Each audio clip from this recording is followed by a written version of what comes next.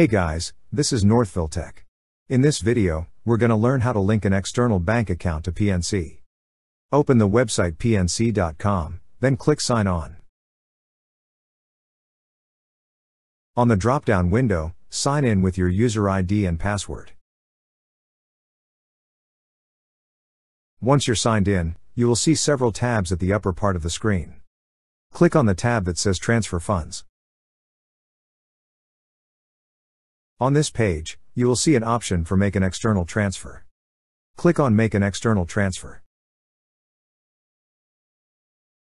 Under Transfer tab, you will see an option for Preferences. Click on Preferences.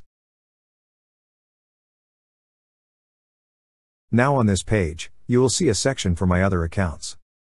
Beside is a button for Add an Account. Click on the Add an Account button. Then a pop-up window will appear. Select the account type. So first, read all the information stated below. After that, click on the Next button.